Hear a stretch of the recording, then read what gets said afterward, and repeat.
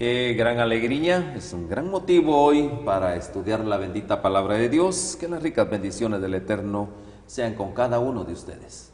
Queremos hoy estudiar la palabra de Dios, queremos aprender de Jesús. Creo que esa es la gran cita que cada persona, cada individuo desea, aprender de Jesús. ¿Qué dice Jesús? Tener esa fe de Jesús. Así que bienvenidos todos. Pastor, también bienvenido. Qué alegría que hoy nos encontremos para estudiar la palabra de Dios. Gracias, Benedicto. Queridos amigos, ricas bendiciones sean para todos ustedes. Bienvenidos nuevamente porque nos acompañan, nos sintonizan. Y así juntos vamos a participar de un estudio bíblico muy interesante que se relaciona con Jesús y las Escrituras. Amén. Pastor, nos dirige en oración, por favor. Amén. Amén. Querido Padre que estás en el cielo, te damos gracias por este nuevo encuentro, por este momento para estudiar la palabra. Pedimos tu bendición, que guíes nuestras mentes, nuestro espíritu y que hagamos las cosas que te agradan. Rogamos la inspiración del Espíritu Santo al leer los textos y comentarlos y lo agradecemos en el nombre de Jesús. Amén. Amén. Amén. Hoy vamos a aprender de Jesús. Qué gran ejemplo. Creo que debería ser para nosotros el gran ejemplo nuestro Señor Jesucristo. Él con su ejemplo nos dio todas las enseñanzas. Imagínense, ¿no? El que está a cargo de todo, el que se dedica más que todo a que prácticamente la vida del hombre sea semejante a él. Bueno, de eso vamos a hablar hoy, de esa bendición grande, como el ejemplo de nuestro Señor Jesucristo, como ese ejemplo. Él conocía las Escrituras, sí. ¿Estuvo dispuesto a seguir la palabra de Dios? Sí, claro que sí. Y no solo esto, Él la cumplía. De eso vamos a hablar hoy. Cómo el Señor no solo era un gran ejemplo, un gran modelo para nosotros. Él seguía la palabra escrita. Y también Dios, a través de Él, Dios hizo cumplir su palabra. Así que qué bendición. Vamos a entrar leyendo San Lucas capítulo 4 y verso 4. Leemos la palabra de Dios. San Lucas capítulo 4, verso 4. Jesús respondiendo le dijo: escrito está, no solo de pan vivirá el hombre, sino de toda palabra de Dios. Y en el verso 8 dice lo siguiente, en el verso 8 de San Lucas: respondiendo Jesús le dijo: vete de mí, Satanás, porque escrito está, al Señor tu Dios adorarás y a Él solo servirás. Y ahí en el verso 10, vamos a leer del verso 10 al 12. Porque escrito está, a sus ángeles mandará cerca de ti que te guarden. 11. Y en las manos te sostendrán para que no tropieces con tu pie en piedra. Y el 12, respondiendo Jesús le dijo: dicho está, no tentarás al Señor tu Dios. ¿Qué ejemplo? Pastor, ¿qué nos dice estos textos bíblicos acerca que cuán medular debe de ser la Biblia para nuestra fe? El punto principal, especialmente en el momento de la tentación, porque aquí el Señor Jesús estaba siendo tentado, pues, básicamente. Recordemos, queridos amigos, que estamos examinando este folleto, cómo interpretar la Biblia, ¿no? Y entonces uno de los párrafos tiene que ver con lo que estamos escuchando ahora, y es el enfoque de Jesús, cómo Jesús abordaba la Biblia. Es el método más certero, más correcto que nosotros podemos tener, el saber que el maestro estaba tan familiarizado con los textos bíblicos que los citaba de memoria. Así nosotros nos podemos proteger, bendecirnos, que Dios nos bendiga porque usamos la palabra correctamente. En el caso que estamos examinando de Jesús y Satanás, tal vez se nota menos en Lucas y más en Mateo el contraste, el mal uso que Satanás hace de los textos bíblicos. Yo sugiero que vayamos pues entonces a Mateo para que notemos la diferencia. Allí en San Mateo capítulo 4 podemos apreciarlo, a la vez que tendremos pendiente el Salmo 91, 11 y 12, del cual se hace referencia, pero primeramente vayamos a Mateo 4. En el versículo 3 dice: y vino a él el tentador y le dice: si eres hijo de Dios, di que estas piedras se convierten en pan. Y Jesús se defiende con la Biblia, eso es lo que importa. Siempre valernos de la sagrada palabra. Esto aparece en el versículo siguiente: escrito está, no solo de pan vivirá el hombre, sino de toda palabra que sale de la boca de Dios, como es la Biblia. Y a continuación, ahí está el tema, mis queridos amigos, el mal uso de la Biblia. Y esto se evidencia con Satanás, versículo 5. Entonces el diablo lo lleva a la santa ciudad y lo pone sobre el pináculo del templo. Si eres hijo de Dios, échate abajo, porque escrito está. Eso dice la Biblia. No dice la Biblia. Fíjense en el versículo 6 y 7, que es una cita del Salmo 91, 11 y 12. Pero leamos el texto primero. A sus ángeles mandará acerca de ti, luego pone y, coma, ese y, coma es que muestra que en el Salmo 91, 12, ahí falta una porción, 11 y 12, falta. Por eso el editor lo puso muy bien, con una coma, que está faltando. Así que otra vez, a sus ángeles mandará acerca de ti y en sus manos te sostendrán para que no tropieces o te golpees con tu pie en la piedra. O sea, tírate abajo, que Dios mandará ángeles que te sostengan para que no te golpees con la piedra abajo. Eso es una tentación. Si eres hijo de Dios, demuéstramelo.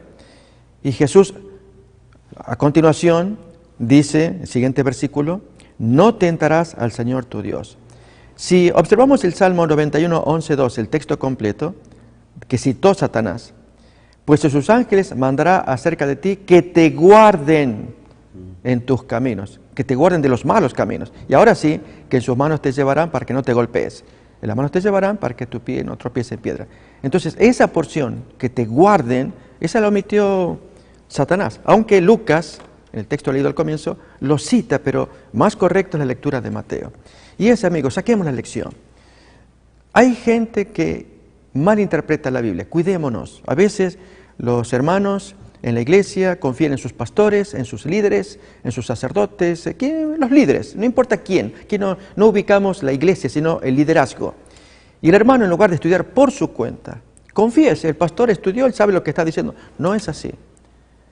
Nosotros tenemos que verificar por nosotros mismos, como lo hizo el maestro. Él escuchó la expresión de Satanás, lo lleva al pináculo, no lo iba a empujar porque inmediatamente Dios ordenaba que sus ángeles lo recogieran. Pero si uno toma la decisión personal de tirarse, de suicidarse, digamos así, ya Dios no lo va a impedir, porque lo decidió uno. Pero Jesús no iba a tomar semejante decisión porque el Salmo lo decía así, estaba mal citado. Así también, cuidémonos cuando hay líderes que citan mal los textos. Tal vez usted me dirá, ¿y cómo yo puedo saber si está bien citado o está mal citado?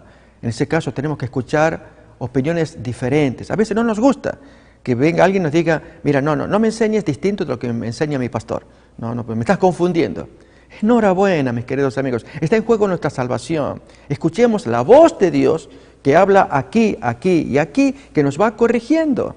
Y de modo que desarrollemos confianza como los adultos. El niño quizás pueda decir, no, tengo miedo si papá no está. Pero un adulto, si confía en la guía del Espíritu Santo. Pero ¿qué pasa, amigos? Estamos más conectados con las cosas de la tierra. Somos muy hábiles para mirar allí en la televisión, las películas, los programas de doble sentido, pero cuando viene de la palabra de Dios y que no es muy claro, confiamos en lo más conocido. Por eso, amigos, es importante mirar a Jesús. Él está seguro porque cita los textos y se defiende, y así desenmascaró a Satanás como tenemos que hacerlo nosotros en nuestro tiempo. Amén. Entonces aquí vemos que Satanás se allega con palabras de la inspiración divina. Así es. No eran palabras de él, eran palabras de la inspiración divina. Así es como Satanás se allega, pero retorcidas, pero torciéndolas, usando parte de la verdad. Amén. Entonces, ¿cuál era el propósito de Satanás en todo esto?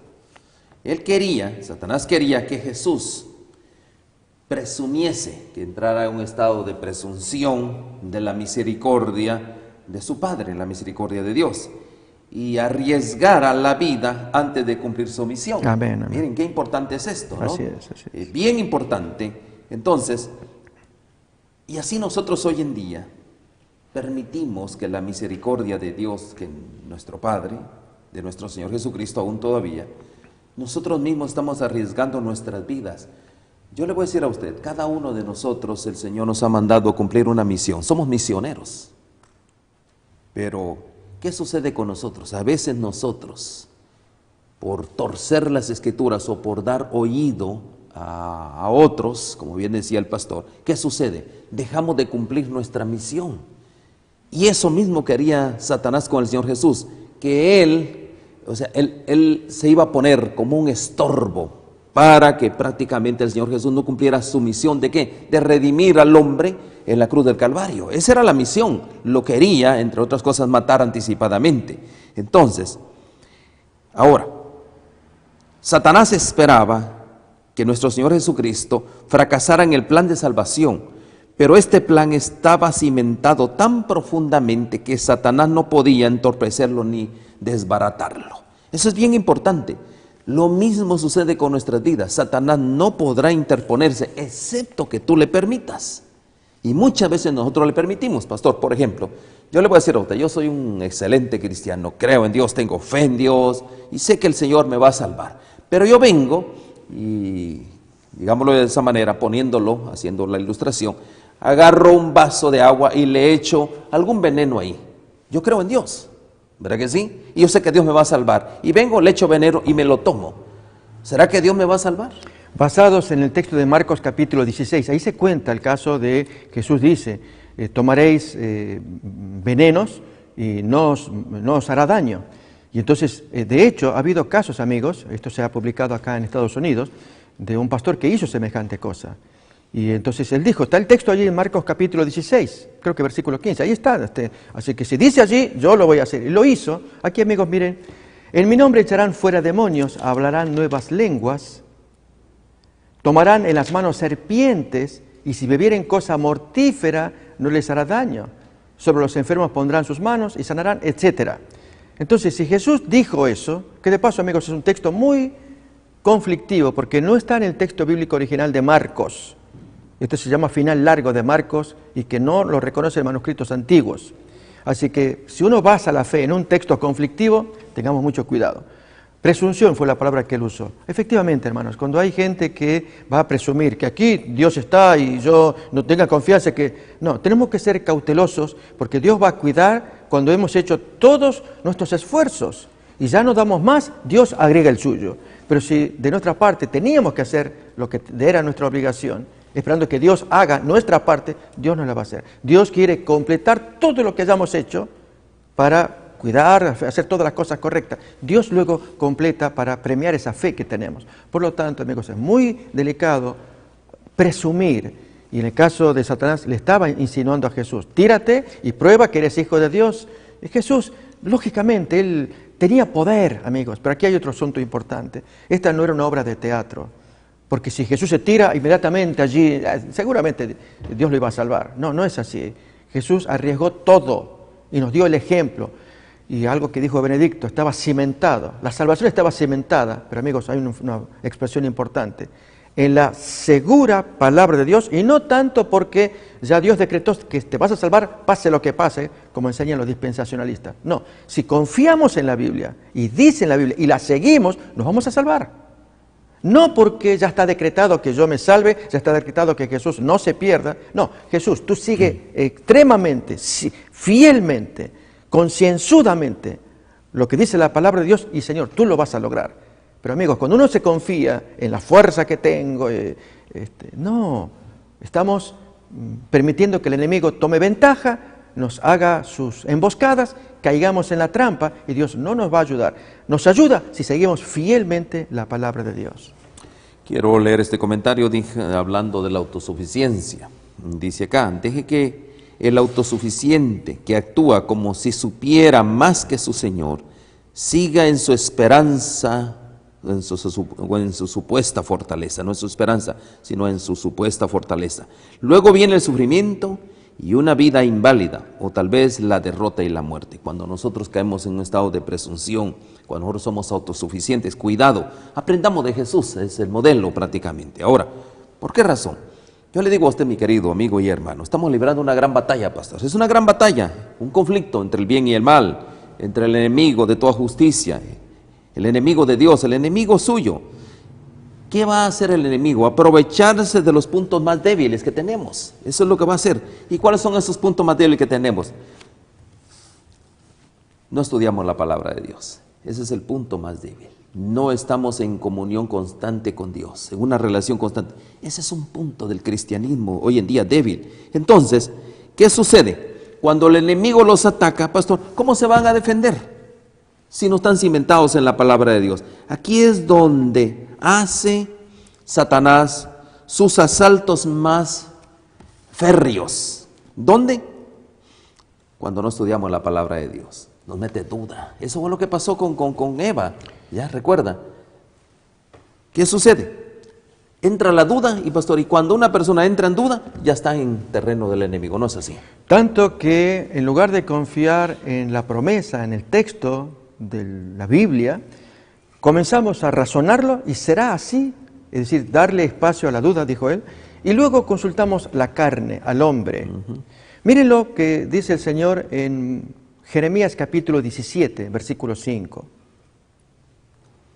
Así ha dicho Jehová, maldito el varón que confía en el hombre y pone carne por su brazo o apoyo y su corazón se aparta de Jehová.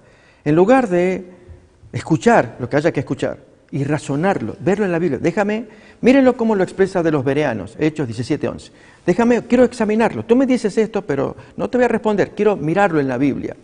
Y estos, los de Berea, eran más nobles que los judíos que estaban en Tesalónica, pues recibieron la palabra del apóstol Pablo con toda solicitud, escudriñando cada día las Escrituras, la Biblia hebrea, para ver si estas cosas que predicaba Pablo eran así. En cambio, los de Tesalónica, que cuenta el texto 17, Hechos 17, un poco antes, se enojaron. Ellos armaron un alboroto en la sinagoga y tuvieron que salirse Pablo y su compañero huyendo de allí, porque no querían aceptar. En cambio, en Berea, un pueblo vecino, de judíos también, allí actuaron diferente. ¿Cómo les llama el texto? Nobles, más nobles. Ahí está el texto cómo alborotaron la ciudad allí en Tesalónica, ¿sí? Entonces, hoy amigos, tenemos que ser más nobles. Y es tomar la palabra, verificar si lo que estoy escuchando, de cualquier asunto, incluso algunos asuntos que nos afectan, que decimos que yo creí siempre esto, me lo enseñó mi abuela, mi abuelo, mi familia toda lo creyó, se salvaron allí, y ahora escucho algo nuevo que me está moviendo el piso. Yo no quiero escuchar, quiero seguir con lo que siguieron mi abuela, porque sé que ellos se salvaron, yo me voy a salvar en la fe de ella. Amigos, estamos confiando en el hombre. Volvamos otra vez a la segura palabra de Dios. Amén. Aquí hay algo bien importante. Hablamos de la autosuficiencia, hablamos del yo. Cuando nosotros confiamos en ese poder elevado del yo y no contemplamos a nuestro Señor Jesucristo, Satanás no tiene poder contra ellos cuando confiamos en la palabra de Dios. Eso es el mensaje, ese es el mensaje de nuestro Señor Jesucristo. Aprendamos de Jesús, dice Él, aprendamos de Él, aprendamos de su vida, porque hay razones importantes en todo esto. Y dice acá, el cristiano no debiera tener ningún punto débil en su defensa, no debe haber punto débil, debería estar protegido por el sostén que las Escrituras dan a aquel que hace la voluntad de Dios.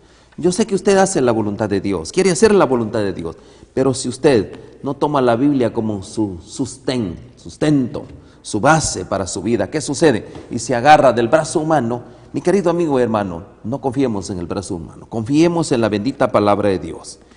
Cuando el alma es tentada, ganará la victoria si sigue el ejemplo de aquel que hizo frente al tentador.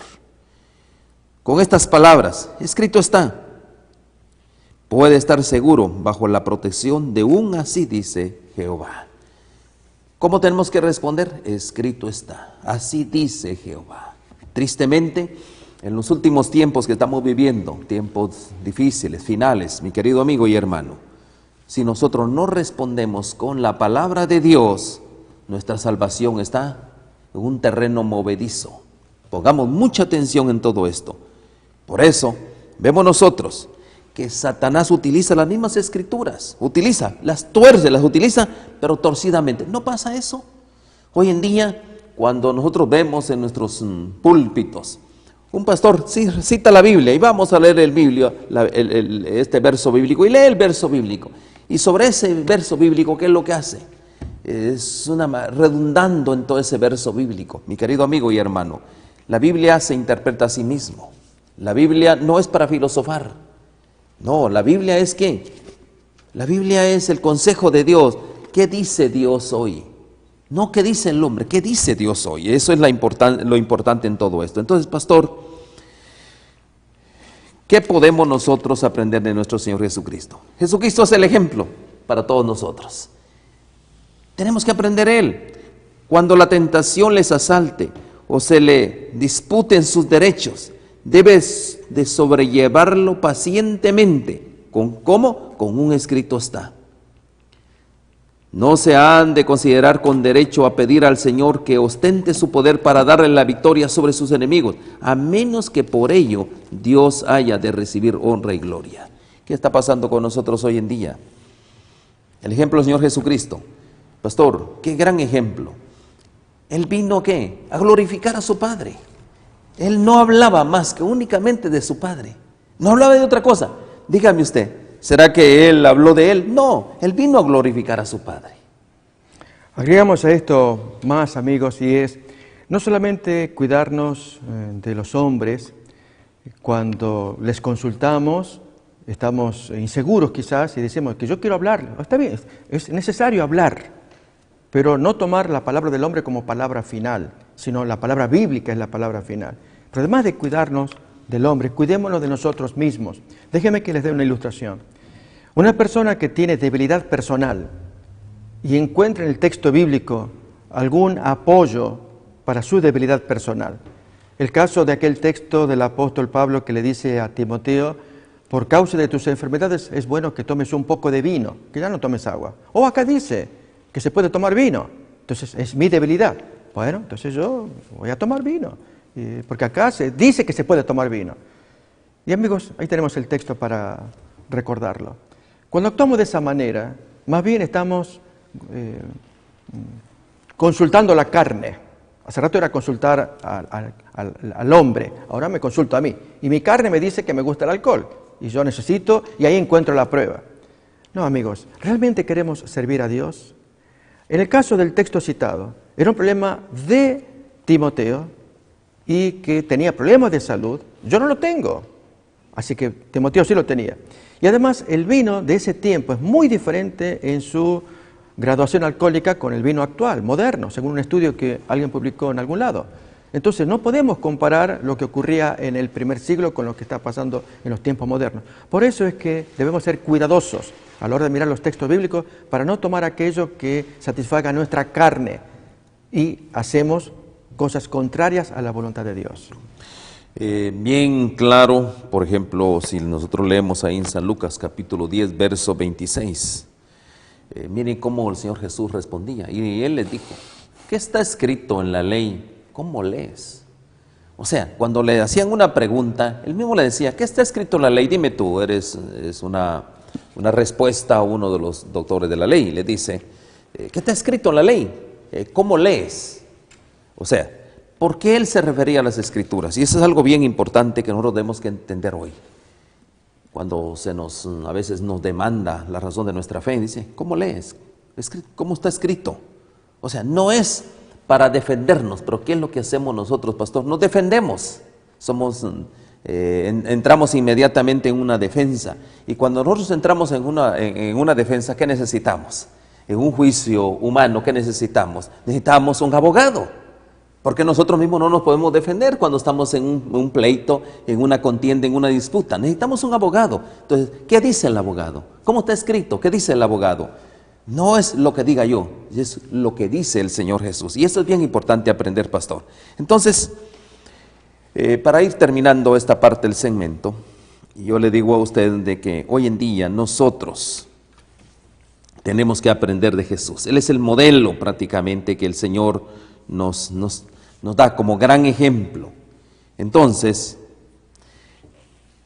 para terminar, pastor, algo bien interesante.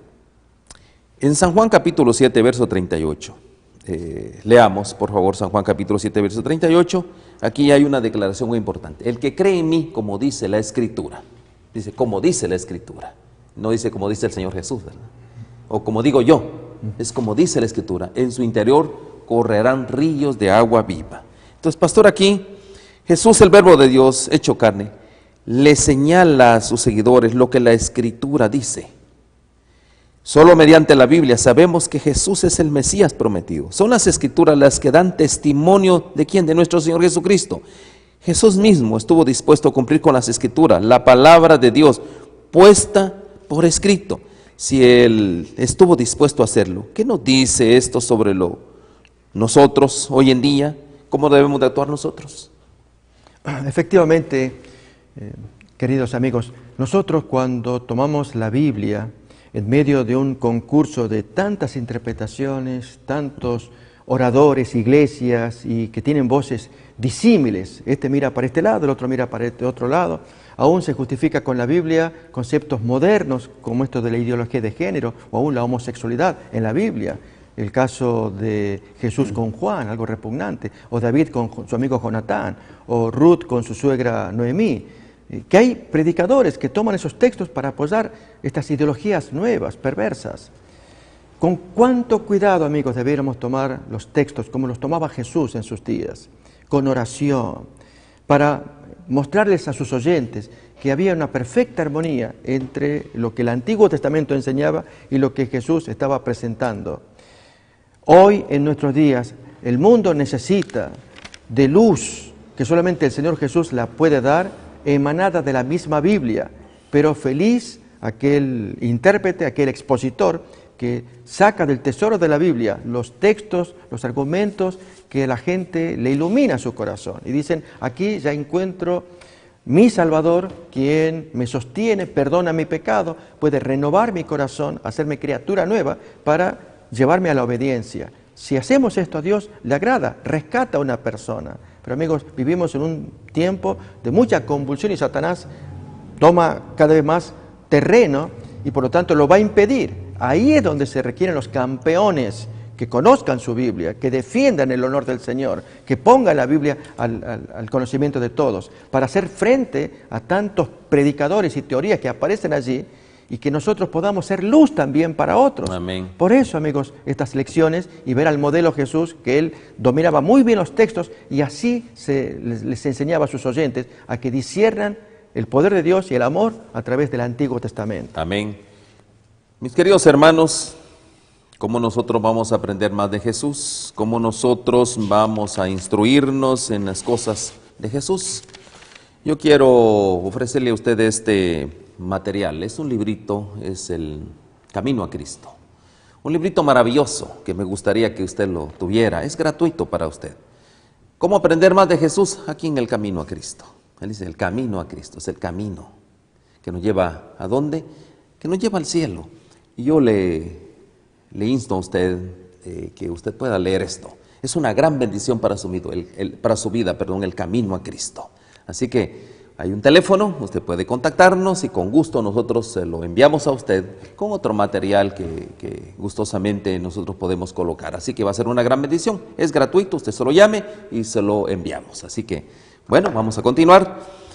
Hablemos hoy, pastor, acerca de Jesús verso las Escrituras. Pareciera, y ahí es donde hoy el mundo cristiano a veces anda un poquito encontrado. Encontrado no porque haya encontrado al Señor Jesús, encontrado porque están en contra. ¿Cuál es esto? El Antiguo Testamento, justamente, ahí encontramos nosotros los 5 libros de Moisés, el Pentateuco, los Salmos y todo esto. Bonito, ¿verdad? Qué lindo, ¿no? Pero ahora, como bien se dice en la nueva dispensación, el dispensacionalista que enseña que aquello justamente es algo que era para otra generación, era para otra dispensación. Pero ahorita estamos en la nueva dispensación, necesitamos solo los evangelios. Y yo le voy a decir a usted, cuando Cristo estuvo en esta tierra, Él declaró las verdades del Antiguo Testamento, porque Él no tenía el Nuevo Testamento, ¿verdad que no? Así es. Entonces declaró, ¿qué era lo que declaraba el Señor Jesús? Las verdades del Antiguo Testamento. Entonces Él mismo las declaró como verdades tan valiosas, ¿para qué? Para el nuevo comienzo de su iglesia, porque todo esto había sido mal, podría decirse, encauzado.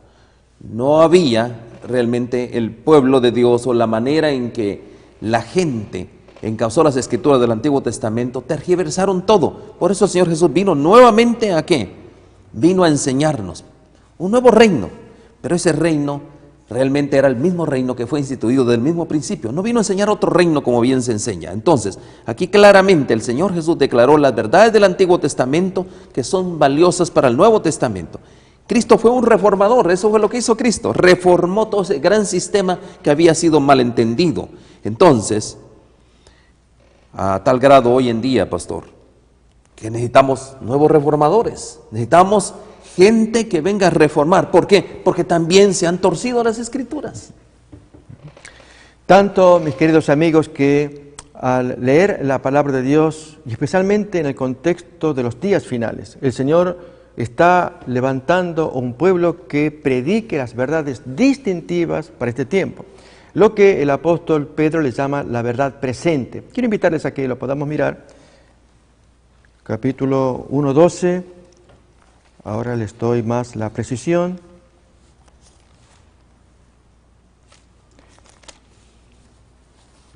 De la segunda carta de Pedro, capítulo 1:12.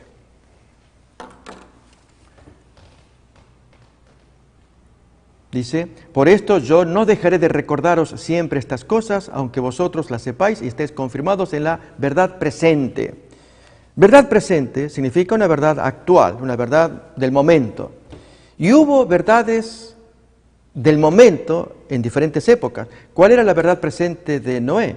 La predicación de que se venía un diluvio. ¿Cuál era la verdad presente de Juan Bautista? La predicación de que ya estaba el Mesías en su primera venida a las puertas. Y así entonces verdades presentes. ¿Cuál es la que tenemos hoy, amigos?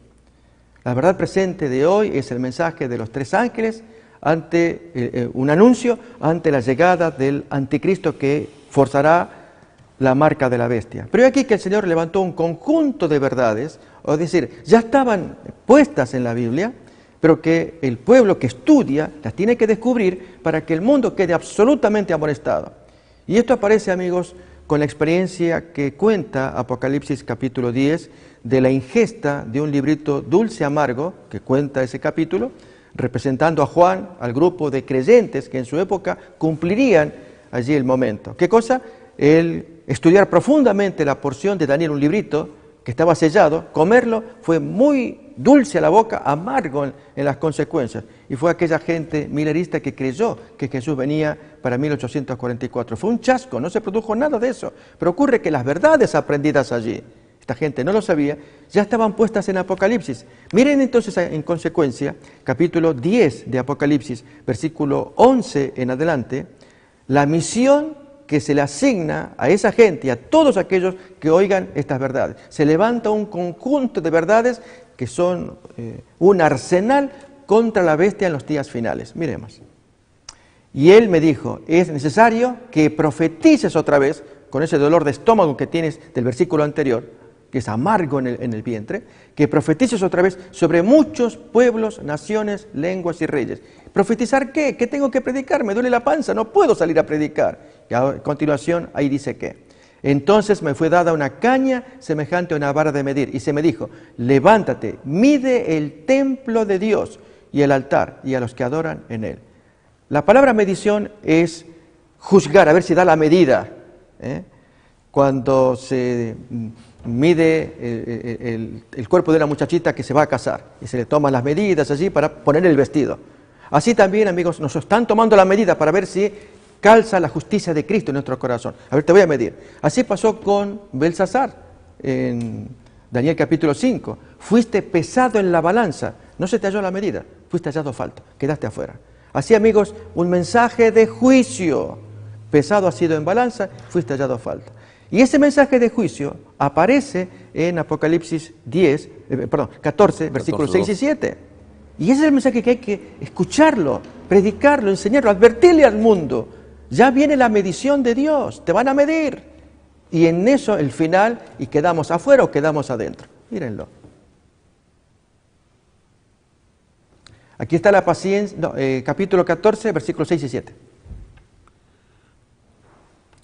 Vi volar por en medio del cielo otro ángel que tenía el evangelio eterno para predicarlo a los moradores de la tierra, a toda nación, tribu, lengua y pueblo. Recuerden que decía el texto anterior, profetiza otra vez sobre mucha gente, acá lo estamos viendo. ¿Profetizar qué? Ahora aparece.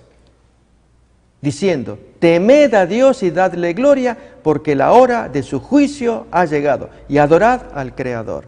Amigos, qué importante es ver en las Escrituras este mensaje, se le llama Evangelio Eterno, que Jesús lo venía diciendo desde hacía tiempo. Cuando Él dijo, si tú no me crees, no te voy a condenar. La palabra que yo he hablado, ella te va a condenar en el último día. Juan 12:48. Amigos, se nos acercan las palabras de Jesús, que Él dijo que crean en Él, porque Él viene como juez ahora. El que me rechaza y no recibe mis palabras, tiene quien le juzgue. La palabra que he hablado, ella le juzgará en el día último. Yo no te voy a condenar, yo no he venido para condenar, yo vengo para salvar. Pero no me crees ahora, en el día final, todo se te vuelve en contra. Amigos, hoy la verdad presente, por eso es tan importante ver la armonía entre las palabras de Jesús, las palabras de la Biblia.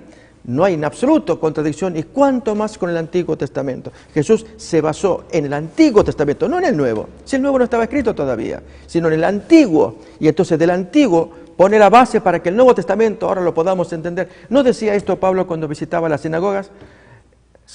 Él resucitó como está escrito, como dicen las Escrituras, al tercer día, como dicen las Escrituras, permanentemente. Allí en Hechos 17:3, por ejemplo, un ejemplo. Entonces, el fundamento cristiano se basa en el Antiguo Testamento, pero ahí tenemos el texto, declarando y exponiendo por medio de las Escrituras que era necesario que el Cristo padeciese y resucitase de los muertos, y que Jesús, a quien yo os anuncio, Él era el Cristo, exponiendo por medio de la Biblia.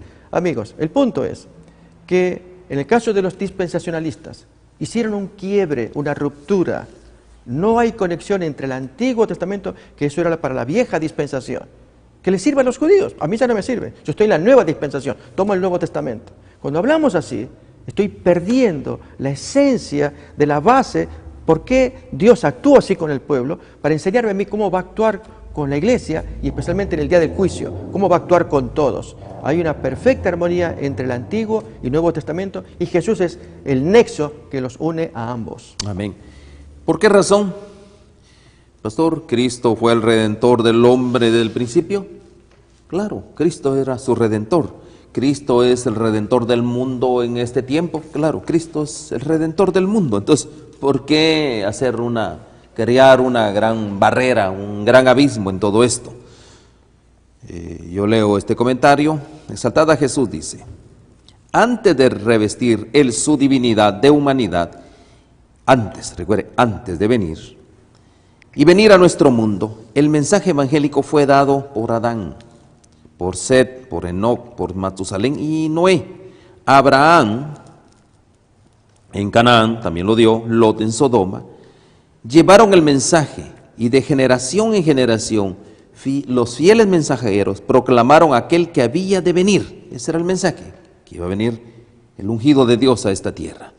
Cuando Cristo deseó revelar a sus discípulos la verdad de su resurrección, como Él lo dijo, comenzó desde Moisés y de todos los profetas, y Él declaraba, Él les hablaba todo lo que decían las Escrituras, lo que de Él decían las Escrituras. San Lucas capítulo 24, verso 27. Leamos cómo Él lo expresó. Y le decía, recuerden, cuando Él deseó revelarles, dice, y comenzando desde Moisés y siguiendo por todos los profetas, les declaraba en todas las Escrituras lo que de Él decían. Él no hablaba de Él, o sea, por eso es de que Jesús versus las Escrituras, no había ninguna contradicción. Pero yo le voy a decir, pastor. A un versículo 44 también, el está 44, en la misma línea. Sí, en el versículo 44 leamos, versículo 44. Y dice, y les dijo, estas son las palabras que os hablé, estando aún con vosotros, que era necesario que se cumpliese todo lo que está escrito de mí en la ley de Moisés, en los profetas y en los salmos. Todo era en relación a nuestro Señor Jesús. Él no hablaba palabras por Él mismo. Todo había una referencia bíblica. Entonces, pero es la luz que brilla en el nuevo desarrollo de la verdad, la que glorifica lo viejo. Eso me gusta. Lo nuevo, ¿qué es lo que está haciendo? Glorificando lo viejo. ¿Por qué? ¿Dónde comenzó el plan de salvación? ¿No fue en lo viejo? ¿No fue en el Antiguo Testamento? Aquel que rechaza o descuida lo nuevo no posee realmente lo viejo. Qué importante. ¿Qué es lo que hacemos hoy en día? ¿Qué hace el mundo evangélico hoy en día? Rechazar lo viejo. Entonces, yo le digo a usted, habrá gloria ahí, Para él la verdad pierde su poder vital y llega a ser solamente una forma muerta. ¿Por qué? El Antiguo Testamento es muerto, está lindo el Antiguo Testamento, hay cosas como por ejemplo el caso del diezmo, ¿no? Ahí están los diezmos. Pero eso de rituales, pastor, ese asunto de sacrificios, todo ese asunto, pastor, eso es obsoleto. Ya no se cumple, ya no estamos matando animales, el asunto de la sangre, todo ese asunto, pastor, es obsoleto. ¿Por qué vamos a perder tiempo hablando de eso? Amigo, qué pérdida tan grande, muy grande, cuando hablamos de esa manera. ¿Por qué motivo? El plan de salvación de parte de Dios para la gente antediluviana, la gente de los patriarcas y la gente de Moisés con la ley, hasta que llega Jesús, a todos ellos se les dio el plan de salvación mediante símbolos, mediante ritos, mediante sacrificios, mediante el altar. Allí se les enseñaba como un libro de texto, tenían que estudiar. Y por lo tanto, al sacrificar los animales y llevar adelante todos los servicios, el sacerdote, la construcción del tabernáculo, luego fue el templo, los ministerios que llevaban, lugar santo, lugar santísimo, cómo se limpiaba el pecado, se lo erradicaba por medio de la ceremonia anual del día de expiación. Todo ello, amigos, forma parte de un sistema de enseñanza, como un libro de texto.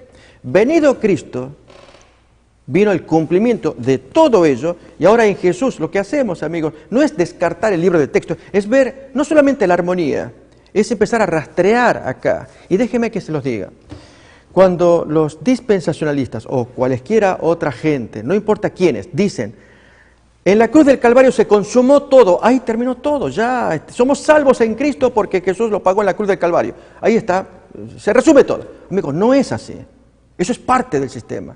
Al mirar el texto de los ritos, ahí vemos otra cosa. Por lo menos vemos tres partes del sistema de salvación que el Señor dio en los ritos. Uno era el primero, de acuerdo a los ritos que se hacían en el tabernáculo de Moisés, que el adorador traía su cordero, su animal de sacrificio, se oficiaba el sacrificio propiamente, la muerte del animal, se le asestaba el golpe mortal, se recogía la sangre y entonces se hacía sustitución. Este hombre había cometido pecado, ahora era el cordero el que pagaba la consecuencia. En consecuencia, ahora tú quedas libre, hasta acá, espérate que yo termine. ¿Libre de la culpa? Ok, pero ocurre que así, esa parte hoy se equipara con Cristo.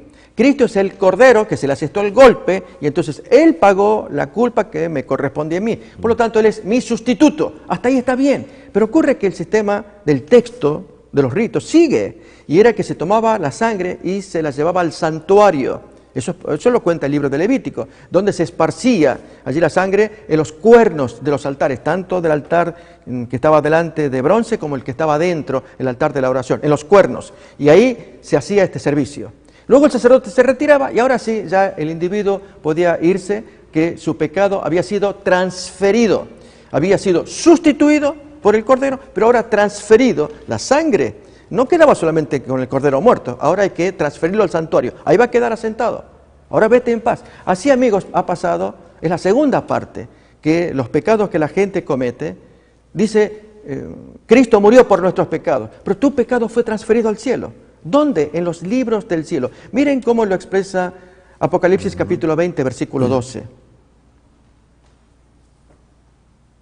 Y vi a los muertos grandes y pequeños de pie ante Dios, y los libros fueron abiertos, y otro libro fue abierto, el cual es el libro de la vida, y fueron juzgados los muertos por las cosas que estaban escritas en los libros. Ahí se hizo la transferencia de todos nuestros pecados, fueron a parar a los libros. Allí están anotados. Sí, pero no era que Jesús me perdonó, te perdonó.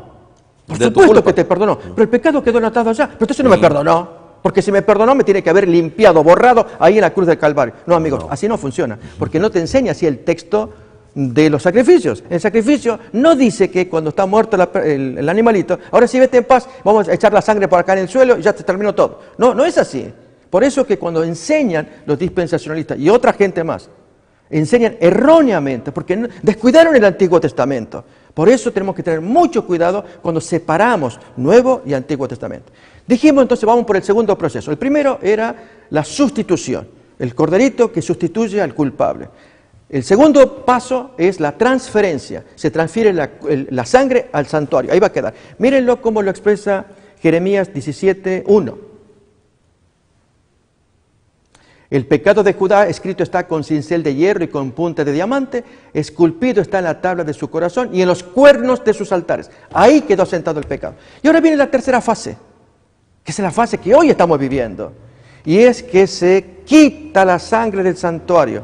Eso aparece en Levítico 16. Se lo arranca y el sumo sacerdote lo carga todo con un servicio ritual, lo pone sobre la cabeza del chivo vivo. De 2 chivos que había, quedó uno vivo, el de Azazel, que es para Satanás.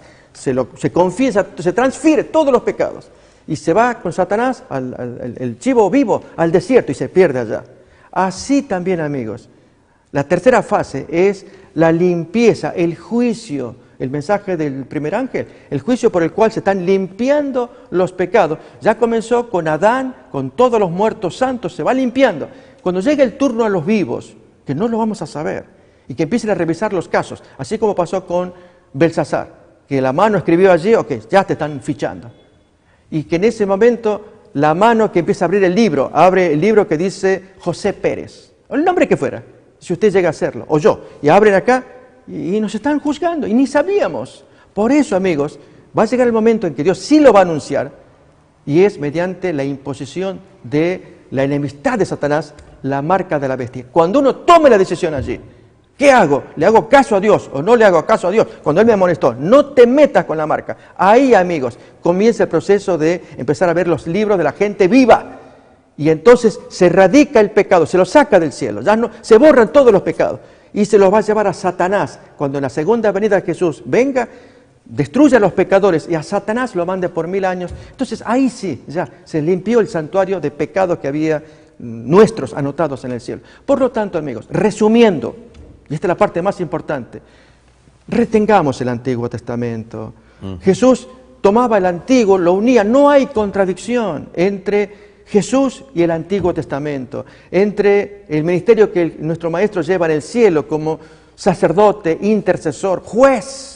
Y al leer el texto del Antiguo Testamento, los sacrificios, los ritos, que alguien decía, pero son aburridos, por supuesto que no lo entendemos al comienzo, pero cuando empezamos a estudiar, ahora vemos luz para cuidarnos y entonces estar atentos. ¿Por dónde anda mi maestro? Y cuando llegue el turno que me revise mis libros. Por eso, preparémonos con tiempo y Dios va a hacer triunfar a su pueblo que está atento mirando a su Salvador. Pastor, hay algo bien importante, agregando un poquito. En la cruz del Calvario no terminó todo.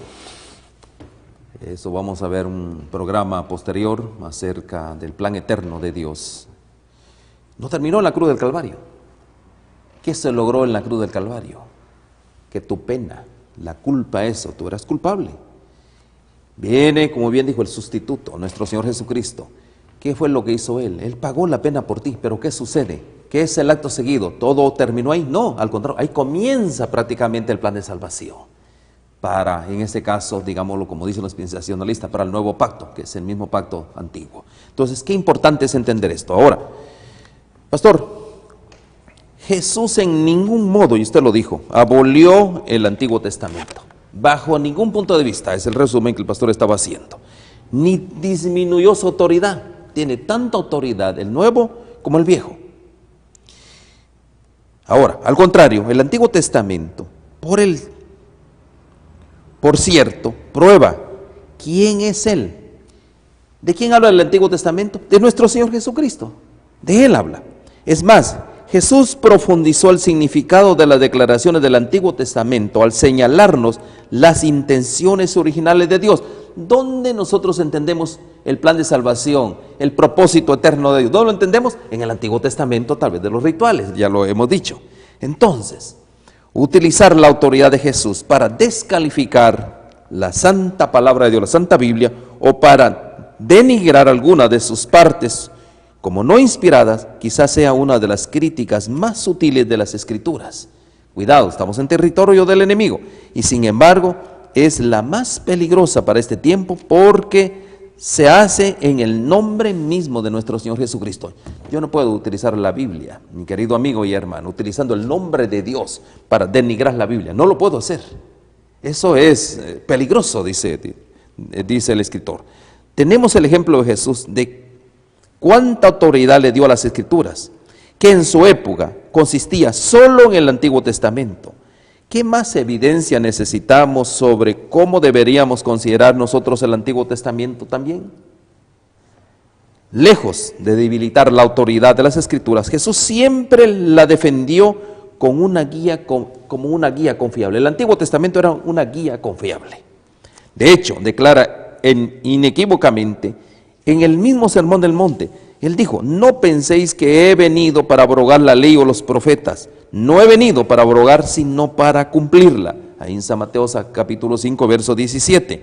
Y sigue diciendo que cualquiera que quebrante uno de estos mandamientos muy pequeños, así enseña a los hombres muy pequeños, será llamado en el reino de los cielos. Qué importante eso, pastor.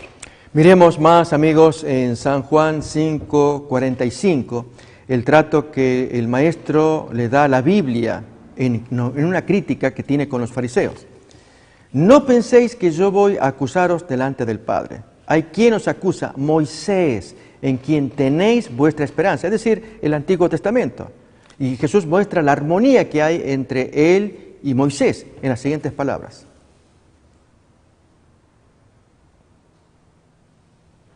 Porque si creyeseis a Moisés, el Antiguo Testamento, me creeríais a mí, porque de mí escribió él. Por eso, amigos, estamos hablando de los ritos, los sacrificios, que era la forma en cómo Dios reveló a toda aquella gente anterior a Jesús. Dije yo, antediluvianos, los patriarcas, la gente de Moisés, a todos ellos mediante símbolos para que estudien, vean, analicen, profundicen de la gran obra del Cristo que debía venir. Pero venido Cristo, no quedó anulado.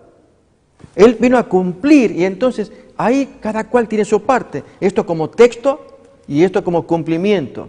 Pero miren todavía el siguiente versículo 47. Pero si no creéis a sus escritos, al Antiguo Testamento, ¿cómo creeréis a mis palabras? Oh, amigos, hay grave problema para aquellos que niegan el Antiguo Testamento. Si no le creen, no pueden tener luz de Cristo del Nuevo Testamento. Pastor, ¿cuál es la experiencia del cristiano? Conocer la verdad. La verdad nos hará libres. Debe ser la experiencia del cristiano. Ahora, ¿cómo lo vamos a lograr?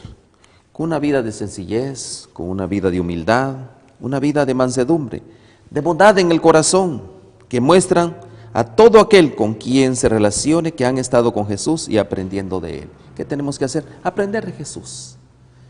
Y ahí vemos nosotros si estamos relacionados con Él. Pastor, unas palabras finales. Queridos amigos, recuerden, estamos estudiando cómo interpretar la Biblia y sugerimos que sigamos el modelo de Jesús. Amén. Él era asiduo, estudioso, lector, conocía de memoria los textos. Gastemos tiempo nosotros también. Pidámosle al Espíritu Santo que Él sea quien grabe en la mente los textos, las historias. Dediquemos tiempo en oración, consagrémonos a Dios, para que así también la experiencia del Maestro sea la nuestra. Y el momento más clave de conflictos, hay un texto en Lucas 21 que dice: porque soy yo el que les voy a dar las palabras que nadie podrá contradecir. Esas palabras serán nuestras cuando el Espíritu Santo gobierne nuestro corazón.